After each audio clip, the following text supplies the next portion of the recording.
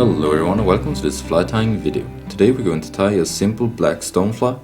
In the vise I have a Partridge Ideal streamer, and this one is in size 14 and works really well for all kinds of nymphs. This one I think is a 2x long, and this one will give me the right proportions for my fly. I want to have about the same length for the body and the thorax on this one. The main material of the fly is going to be this nymph skin from Virtual Nymph, and this one is the 3mm in black, and this is going to make up the body and the thorax cover. For the tails I'm going to use some Goose Biots. These ones are dyed in black.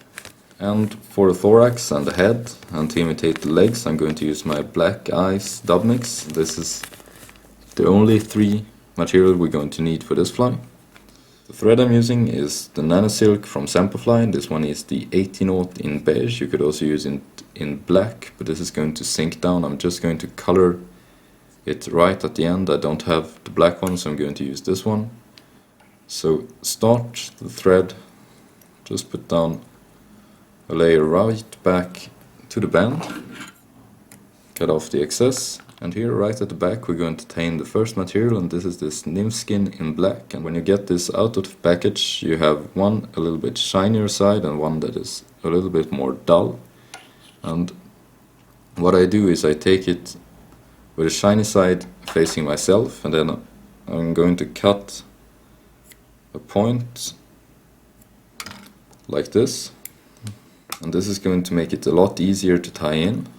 So I'm going to back up just a few millimeters and then tie this in by this little point. And here you can really pull on this to tie it down to minimize the bulk. So take this down just above the bend of the hook, and here back up just a few millimeters again, and here we're going to tie in the tails. And for this I'm using this black Goose Biot, and I'm going to take 2 of these from this little stem. And what I like to do is to cut off these curly ends, and then if you feel confident enough you can tie these in 2 at the same time, but I'm going to tie 1 in on my side first, and here I want this to extend about the hook gap in length behind the hook. So tie this in first on my side, and I'm going to make sure that this stays right on the side.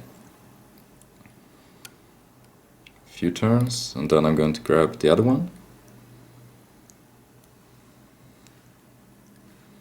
And here I tie these in so they splay out from each other and from the hook. This way it's going to give this nice curve to these little tails. And you have also to make sure that these are the same length. Then what I do is I take my thread up, binding down the ends of the biots all the way to the thorax area, and here I want to stop about at the half point on the shank. Then cut off the ends, a few more turns to tidy down, and then what I'm going to do is my first turn with the nymph skin, I'm going to go under the 2 biots, and then I'm going to hold these and make a turn over, and this way they're going to just start in this nymph skin and not behind, or it's just going to make this look a whole lot more natural. And then take this up the whole way to the thorax, and here we want slightly overlapping turns, and overlapping about 50% of the last turn. And this is going to build up this nice segmented body and also give a bit of a taper to the fly. And then once you reach the thread, we can then just tie it off. Make sure you tie this off really well.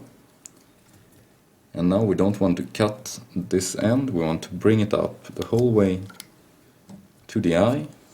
And this can be a little tricky. I'm just going to pull on it with my right hand, and then with my left one I'm going to make some turns, and if I were to let go now it would just go back, so you will have to put in a few quite heavy turns right behind the eye. And then make sure when you pull this back, it's not going to leave too much room here right behind the eye. So a few more turns to tie all this down, and then I'm going to go back a few times, make sure that this is really secure. And now the last material is this black ice custom dubbing mix. And first I'm going to build up a small head on the fly, and here I just want a little bit of dubbing. So a thin noodle onto the thread, and then I'm going to build up a little head. You don't need much right here. I'm going to pull back the nymph skin. Here you can pull on it quite well. Then a few turns to tie down. Then go back behind, and you can pull the nymph skin towards the front again. Make sure that this is really secure. Then I'm going to build up the thorax, and this is exactly the same as for the head, just a little bit bigger dubbing ball.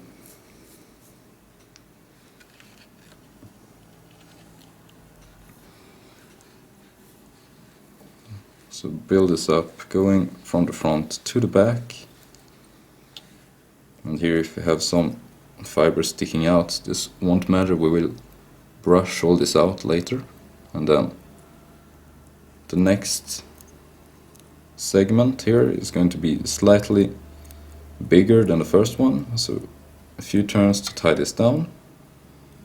And then same thing, a few turns right behind, and then I'm going to build up a little dubbing ball again, and this is going to be the third segment, and also like this plate that the stoneflies have on their back. So build this up just a little bit, and then I'm going to pull this back. Make sure that you get some heavy turns in right here. Then what I'm going to do is to color my thread with a black marker. I'm going to take off the excess. And then the last thing to do is to do a whip finish. And here make sure that you really pull on this. A few heavy turns, pull tight, then cut off the thread. And now I want to cut this off, but I don't want to pull too much on this. I just want to cut it off quite close like this. It's going to make this little, imitate this little plate or the thorax cover, so make sure that this doesn't come undone. And then I want to brush out a little bit of this dubbing to imitate the legs, and these have quite big and strong legs. As the name may suggest, these stoneflies, they cling on stones, so they crawl up stones on the bottom of the river, so these have really strong legs to be able to stay there.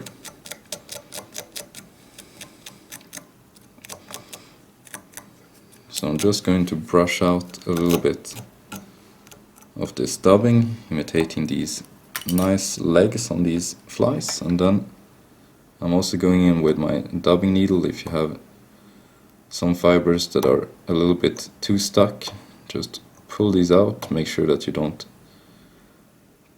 pull off the thread. But if you've made a whole lot of really heavy turns right here, the thread is going to be right near the shank and not near where you pull out these fibers. So there's the fly, and this is a really simple stonefly pattern that you can tie in many different colors. You just have to change the nymph skin and the two other materials, but I don't think you need much more than this to imitate a really good stonefly. You have all that you need. You have these nice segments on the top, you have the imitation of legs, you also have this nice segmented body and the two tails that are so characteristic of these stonefly nymphs. So there we have it, the simple black stonefly. Thanks for watching. Don't forget to subscribe if you haven't already, See you next time, and happy tying!